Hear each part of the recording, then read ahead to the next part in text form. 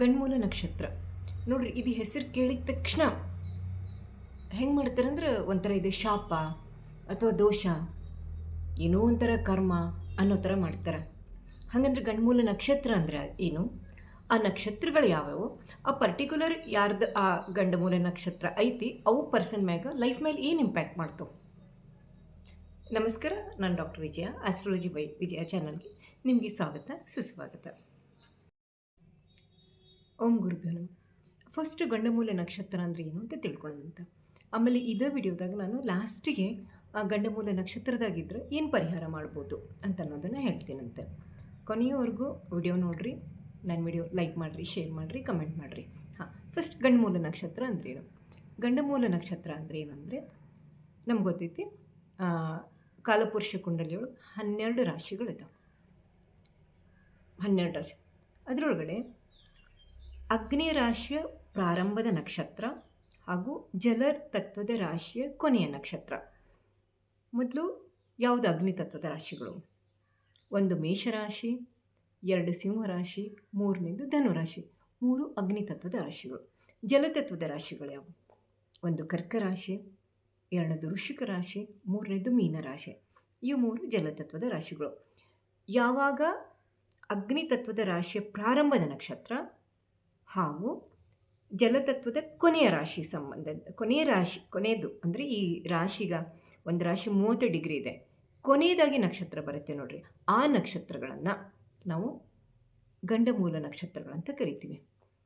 ಈ ಗಂಡಮೂಲ ನಕ್ಷತ್ರಗಳು ಬುಧನಿಗೆ ಸಂಬಂಧಪಟ್ಟಂತಹ 3 ನಕ್ಷತ್ರಗಳು ಹಾಗೂ ಕೇತುವಿಗೆ ಸಂಬಂಧಪಟ್ಟಂತಹ 3 ನಕ್ಷತ್ರಗಳಿದ್ದಾವೆ. ಅಂದರೆ ಒಟ್ಟು 6 ಗಂಡಮೂಲ ನಕ್ಷತ್ರಗಳು. ಇದರಲ್ಲಿ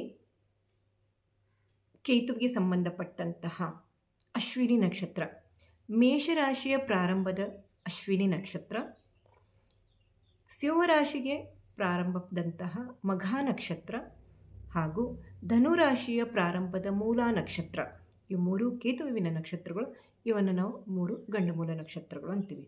ಇನ್ನು ನೆಕ್ಸ್ಟ್ ನಾವು ಜಲತತ್ವದ ರಾಶಿಗೆ ಬಂದಾಗ ಕರ್ಕ ರಾಶಿಗೆ ಕೊನೆಗೆ ಬಂದಂತಹ ನಕ್ಷತ್ರ ಆಶ್ಲೇಷ ನಕ್ಷತ್ರ ಹಾಗೂ ವೃಶ್ಚಿಕ ರಾಶಿಗೆ ಕೊನೆಗೆ ಬರುವಂತಹ ನಕ್ಷತ್ರ ಜ್ಯೇಷ್ಠ ನಕ್ಷತ್ರ ಹಾಗೂ ಮೀನ ರಾಶಿಗೆ ಕೊನೆಯದಾಗಿ ಬರುವಂತಹ ರೇವತಿ ನಕ್ಷತ್ರ, ಬುಧನ ನಕ್ಷತ್ರ.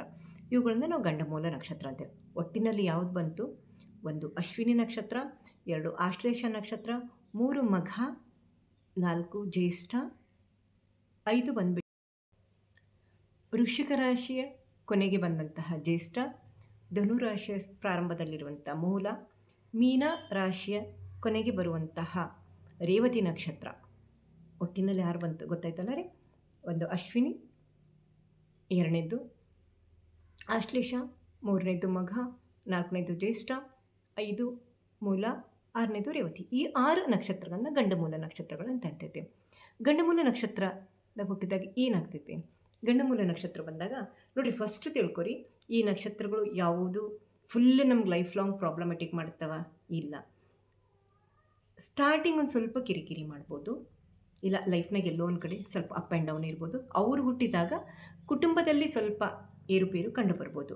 ಆದರೆ ಯಾವುದೂ ಶಾಶ್ವತ ಅಲ್ಲ, ಯಾವುದೂ ಶಾಶ್ವತ ಅಲ್ಲ. ಹೇಗೆ ಟೈಮ್ ಕಳ್ಕೊಳ್ತಾ ಹೋಗುತ್ತೆ ಎಲ್ಲನೂ ಶಮನ ಆಗೋಂಥದ್ದು.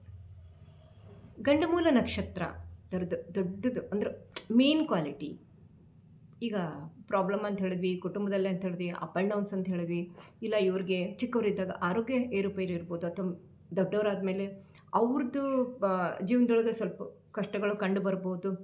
ಇದು ಒಂದು ಸತಿ ಹೇಳ್ಬೋದು ಅಂದರೆ ಋಣಾತ್ಮಕ ಇರ್ಬೋದು. Negative side. ಪಾಸಿಟಿವ್ ಸೈಡ್ ಏನಿದೆ ನೋಡಿ, ಗಂಡಮೂಲ ನಕ್ಷತ್ರದವರಿಗೆ ಇರುವಂತಹ ಆಳವಾದ ಜ್ಞಾನ ಬೇರೆ ಯಾರಿಗೂ ಸಿಗೋದಿಲ್ಲ. ಅವ್ರ ಕಡೆ ಬುದ್ಧಿಶಕ್ತಿ ಭಾಳ ಇರ್ತೈತಿ. ಯಾಕೆ ಹೇಳ್ರಿ? ಬುಧನ ನಕ್ಷತ್ರಗಳು ಆಳವಾದ ಜ್ಞಾನ ಯಾಕೆ ಇರ್ತೈತಿ? ಕೇತುವಿನ ನಕ್ಷತ್ರಗಳು. ಮತ್ತು ಅವ್ರ ಕಡೆ ಕಾನ್ಫಿಡೆನ್ಸ್ ಲೆವೆಲ್ ಮ್ಯಾಕ್ಸಿಮಮ್ ಇರ್ತೈತಿ. ಇಲ್ಲಿ ಬುಧನ ನಕ್ಷತ್ರ ಇರೋದರಿಂದ ಬುದ್ಧಿ ಜಾಸ್ತಿ ಇರ್ತೈತಿ, ತೀವ್ರತರವಾದ ಬುದ್ಧಿ. ಕೇತುವಿನ ನಕ್ಷತ್ರಗಳಿಂದ ಡೀಪಾಗಿ ಸ್ಟಡಿ ಮಾಡೋದು, ಯಾವುದೂ ಇರಲಿ ಆಳವಾಗಿ ತಿಳ್ಕೊಳ್ಳೋ ಅಂಥದ್ದು ಕೇತುವಿನದು ಕ್ವಾಲಿಟಿ. ಕೇತುವಿನ ಕ್ವಾಲಿಟಿ ಅದು ಕೇತುವಿನ ನಕ್ಷತ್ರಗಳಿದ್ದಾಗ ಅದು ಕ್ವಾಲಿಟಿ ಬಂದೇ ಬರ್ತೈತೆ. ಸೊ ಇವ್ರ ಕಡೆ ಕಾನ್ಫಿಡೆನ್ಸ್ ಲೆವೆಲ್. ನೋಡ್ರಿ, ಯಾರು ಗಂಡು ಮೂಲ ನಕ್ಷತ್ರ ಅಂದ್ರೆ ಭಯ ಪಟ್ಕೊಳೋದು, ಹೆದರೋ ಅಂಥದ್ದು ಏನೂ ಇಲ್ಲ.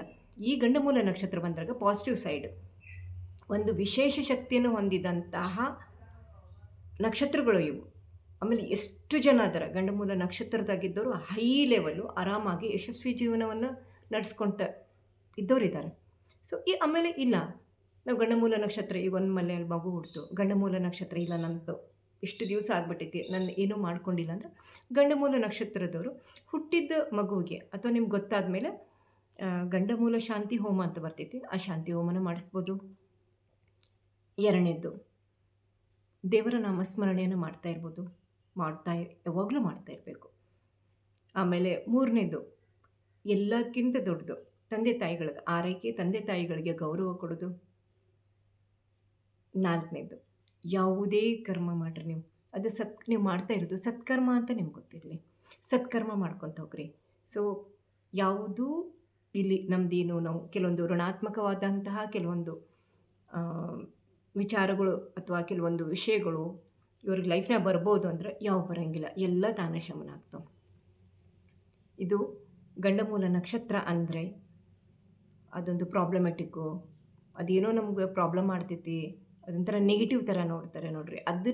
ಅದನ್ನು ತಲೆಯಿಂದ ತೆಗೆದು ಹಾಕಲಿ ಅನ್ನೋದಕ್ಕೆ ಮಾಡಿರುವಂಥ ಚಿಕ್ಕದು ವಿಡಿಯೋ ಇದು. ಇಲ್ಲಿ ಮೇನು ಜಲತತ್ವದಿಂದ ಅಗ್ನಿತತ್ವಕ್ಕೆ ಬಂದಾಗ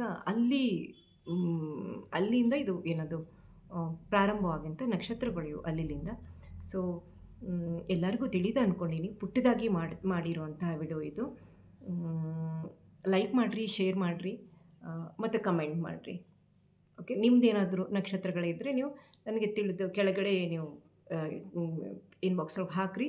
ಓಕೆ, ಥ್ಯಾಂಕ್ ಯು, ಧನ್ಯವಾದಗಳು. ಓಂ ಗುರುಭ್ಯೋ ನಮಃ.